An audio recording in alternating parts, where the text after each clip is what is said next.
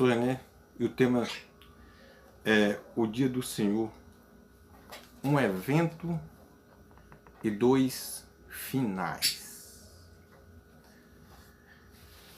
Quando se referindo à volta de Cristo, ou Dia do Senhor, se questiona: Cristo virá uma segunda e uma terceira vez? Como para os pré-tribulacionistas, aqueles que convencionam a ideia da teologia dispensacionalista, haverá uma segunda vinda de Cristo e uma terceira vinda. Mas até agora não consegui encontrar nas Escrituras respaldo para isso. Para mim isso é uma tese. Agora, com base em trechos bíblicos, onde se tratam do assunto, eu vejo, entendo pela palavra, que haverá uma segunda vinda de Jesus Cristo. Nessa segunda vinda, ela terá dois efeitos: um para a igreja e outro para o mundo. Um efeito para os filhos do reino e outro efeito, outro final, para os filhos do maligno. Eu pego aqui como texto base Mateus 13, a partir do versículo 36, onde Jesus Cristo, depois de fazer uma comparação do reino dos céus, aqui usando a parábola do joio, do trigo, ele explica a parábola para os apóstolos, seus apóstolos, que ainda não haviam entendido, não tinham entendido. Ele faz a comparação depois, no particular, ele explica para os seus apóstolos. A partir do 36 está escrito: Então, tendo despedido a multidão, foi Jesus para casa. E chegaram ao pé dele os seus discípulos, dizendo: Explica-nos a parábola do joio do campo. E ele, respondendo, disse-lhes: O que semeia a boa semente é o Filho do Homem. O campo é o mundo. E a boa semente são os filhos do reino. O joio são os filhos do maligno. O inimigo que o semeou é o diabo. A ceifa é o fim do mundo. E os ceifeiros são os anjos.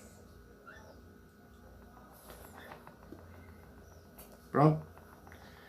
Aqui, se a ceifa é o fim do mundo, quando haverá então aí acontecerá a separação do joio e do trigo, ou dos filhos do maligno, dos filhos do reino?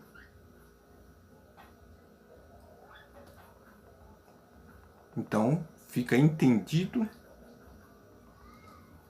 que a vinda de Cristo será simultânea para o mundo e para a igreja.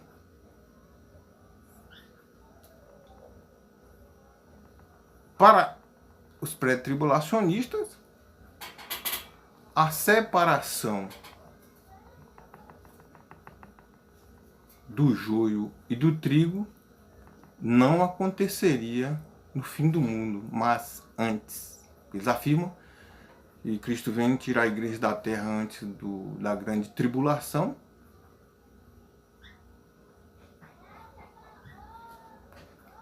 Gera um contrassenso aqui, entra em contradição com a palavra de Deus. Essa ideia de que o trigo será tirado secretamente. A menos que Jesus aqui não esteja falando, ou Jesus esteja falando aqui da sua terceira vinda. Mas estudando todo o contexto, a Bíblia no seu todo, não existe respaldo para uma vinda de Cristo, uma vinda secreta, sem que o mundo o veja. Não existe. A menos que se afirme, eu repito, que haja essa terceira vinda. Se a separação do joio e do trigo acontece com o fim do mundo, que é a ceifa, não dá nem para entender essa coisa. Exige aí uma explicação para esta dúvida. Agora, continuando aqui, a partir do versículo 40.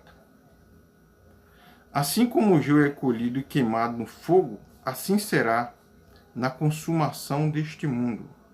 Mandará o Filho do Homem os seus anjos, e eles colherão do seu reino tudo o que causa escândalo e os que cometem iniquidade, e lançá-los-ão na fornalha de fogo. Ali haverá pranto e ranger de dentes. Então os justos resplandecerão como o sol no reino de seu Pai. Quem tem ouvidos para ouvir, ouça. Eu acredito que os pré-tribulacionistas vão querer dizer que isso aqui está se referindo a uma terceira vinda. Depois da grande tribulação, os que ficarem na terra vão ser perseguidos pelo anticristo, e aí então depois acontecerá.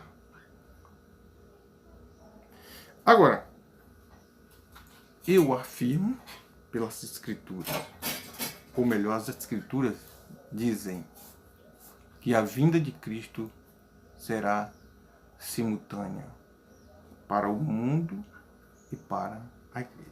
Vamos ler aqui em Joel,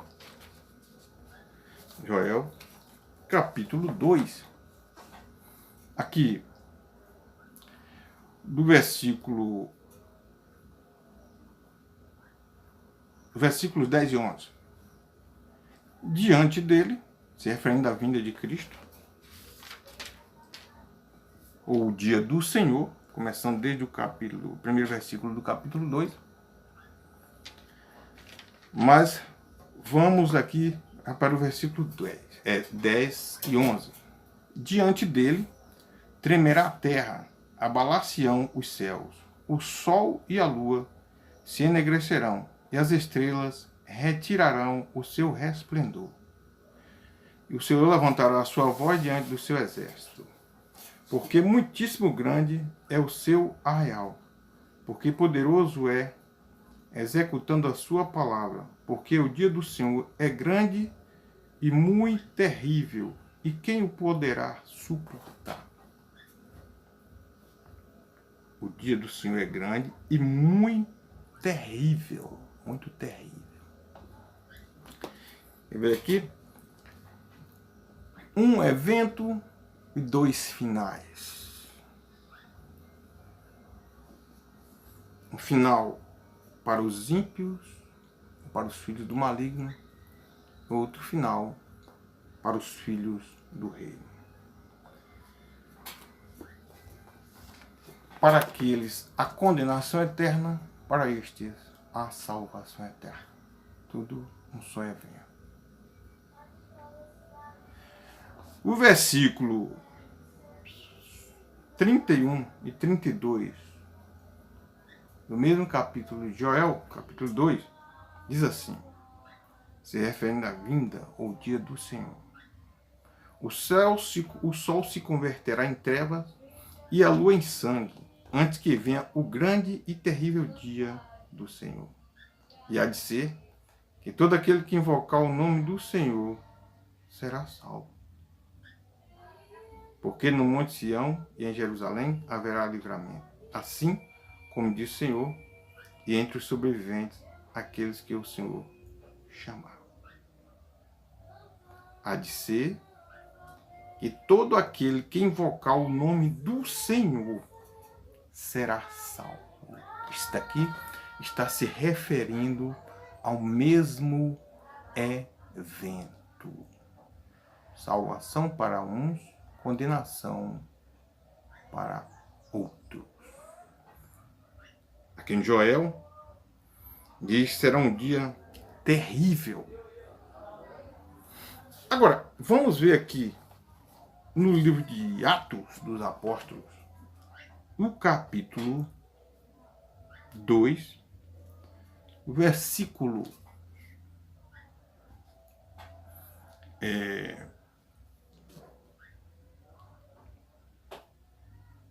16 até o versículo 21. Ali, no dia de Pentecostes, quando Deus derramou do seu Espírito sobre a sua igreja ali, houve crítica, uns diziam que eles estavam bêbados, outros falavam uma coisa, outros diziam outra, por não entender. E Pedro, procurando explicar o que estava acontecendo, Pedro recorre aqui às profecias do livro de Joel, conforme acabamos de ler. No 16, Pedro diz assim. Vamos voltar aqui o 14, para ficar melhor compreender. O sermão de Pedro. Pedro, porém, pondo-se em pé com os 11, levantou a sua voz e disse-lhes: Homens judeus e todos os que habitais em Jerusalém, seja-vos isto notório, escutai as minhas palavras. Estes homens não estão embriagados como vós pensais, sendo a 3ª hora do dia. Mas isto é o que foi dito pelo profeta Joel. E nos últimos dias acontecerá, diz Deus, que do meu espírito derramarei sobre toda a carne, e os vossos filhos e as vossas filhas profetizarão. Os vossos jovens terão visões, e os vossos velhos terão sonhos. E também do meu espírito derramarei sobre os meus servos e as minhas servas naqueles dias, e profetizarão. E farei aparecer prodígios em cima no céu, e sinais embaixo na terra, sangue, fogo, vapor de fumaça. O sol se converterá em trevas, e a lua em sangue, antes de chegar o grande e glorioso dia do Senhor. E acontecerá que todo aquele que invocar o nome do Senhor será salvo. Olha aqui que interessante. O profeta Joel usa o termo terrível, porque esse terrível aí é para os ímpios, para aqueles que não estiverem no Evangelho. E aqui Pedro aqui, usa como glorioso para a igreja de Deus, para aqueles que esperam a volta de Cristo, ou para aqueles que esperam esse dia, para que sejam salvos. A mesma expressão usada por Joel, Pedro usa aqui no versículo 21, onde diz: e acontecerá que todo aquele que invocar o nome do Senhor será salvo.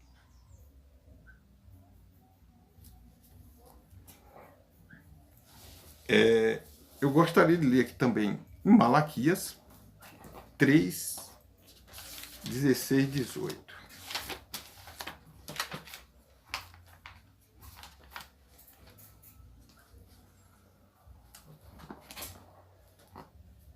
O dia do Senhor.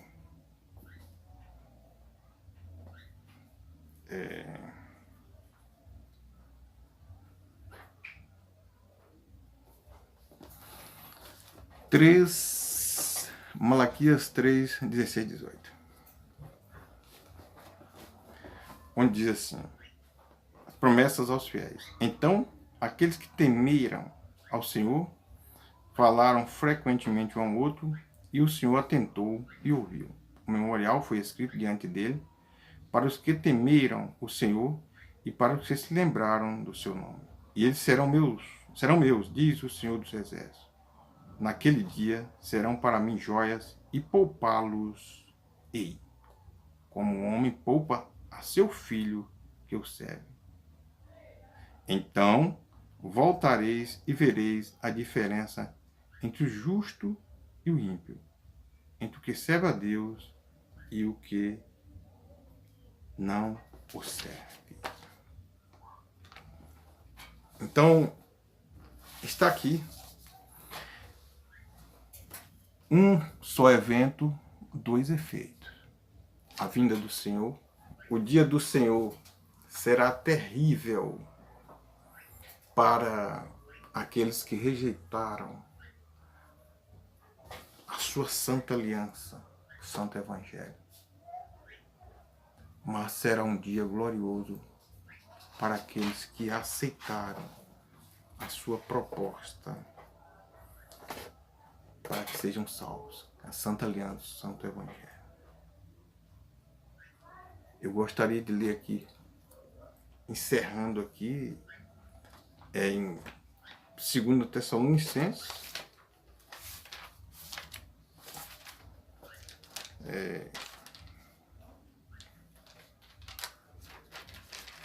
capítulo 1, versículo, a partir do versículo 2 até o 8. Graça e paz a vós da parte de Deus nosso Pai e da do Senhor Jesus Cristo. Sempre devemos, irmãos, dar graças a Deus por vós, como é justo, porque a vossa fé cresce muitíssimo e a caridade de cada um de vós aumenta de uns para com os outros. De maneira que nós mesmos nos gloriamos de vós nas igrejas de Deus por causa da vossa paciência e fé e em todas as vossas perseguições e aflições que suportais. Prova clara do justo juízo de Deus, para que sejais havidos por dignos do reino de Deus, pelo qual também padeceis. Se de fato é justo diante de Deus que deem paga tribulação aos que vos atribulam, e a vós que sois atribulados, descanso conosco, quando se manifestar o Senhor Jesus desde o céu com os anjos do seu poder, como labareda de fogo, tomando vingança dos que não conhecem a Deus e dos que não obedecem ao Evangelho de nosso Senhor Jesus Cristo. Então está aqui a volta de Jesus Cristo. Será assim terrível para quem estiver fora do Evangelho. Terrível para os filhos do maligno e glorioso para os filhos do reino. Aqueles que estiverem esperando Jesus no Evangelho. Assim como Noé, mais 7 estavam dentro da arca. A ira do Senhor se abaterá sobre a humanidade, como foram as águas do dilúvio. Mas quem estiver no Evangelho escapará. Aí eu pretendo fazer um vídeo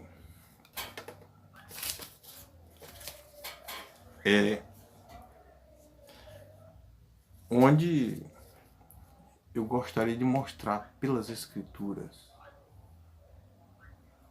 como serão poupados os filhos do rei, ou o trigo, no dia da ceifa.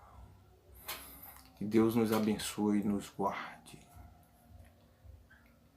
Que o Senhor abra o nosso entendimento para que possamos compreender as Escrituras, que não sejamos vítima do mistério do erro, do engano, da injustiça que tem operado nos últimos dias. Amém.